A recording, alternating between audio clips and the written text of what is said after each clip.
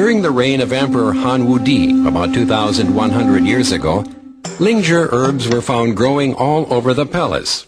Officials attributed this unusual sight to the merits and virtues of the emperor. It is said that his merits and virtues had touched heaven and earth to grant the growth of lingzhi in the palace grounds. It was seen as a symbol of prosperity and peace for the nation and longevity for the emperor. During that time, Emperor Han was so elated that he ordered his subjects to offer lingzhi as an annual item of tribute. The emperor was said to be favored by heaven and ruled China for 51 years. He adopted the suggestions of Dong Jingshu, a civil official, to reject the thoughts of other schools and uphold those of the Confucius school. After that, Confucianism was officially named as the orthodox school of thought in the feudal society and was highly promoted by emperors and imperial officials. Confucius's influence continued for more than 1,000 years until the Ming Dynasty. Dong Jingshu focused on the interaction between heaven and man, considering that the actions of man also have effects on heaven.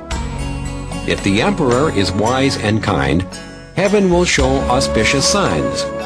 So if lingzhi is found in the palace, it means the emperor has moral integrity, which will bring about peace and prosperity, and he will thus rule as long as possible.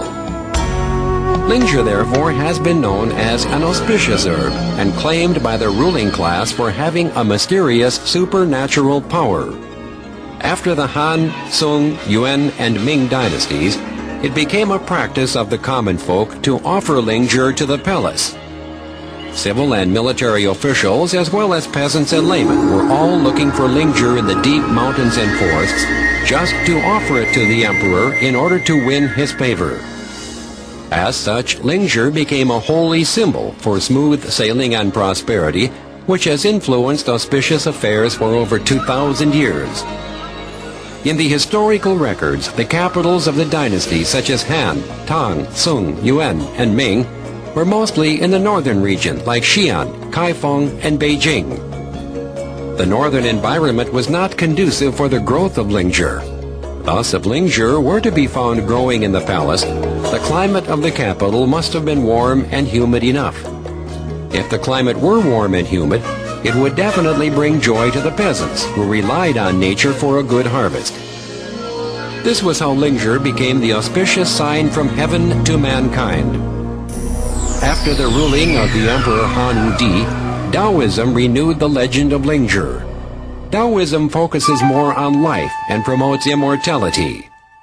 Taoists believed that through practice and frequent consumption of lingzhi, one could attain immortality. Lingzhi holds a significant position among the many herbs taken by the followers of Taoism. And as lingzhi is also known as a celestial herb, it became a symbol of immortality. The primary aim of Taoism was to obtain lingzhi. However, lingzhi was rare and difficult to find. The followers of Taoism did not believe in illusions, but instead tried hard to find ways of cultivating lingzhi. This led to much research being done on lingzhi in ancient times. In the medical encyclopedia, Ben Cao Guangmu, an ancient medical practitioner, Li Shizhen in the Ming Dynasty, classified lingzhi as a superior herb and grouped it into 6 categories by its color and form, namely green, purple, red, yellow, white, and black lingzhi.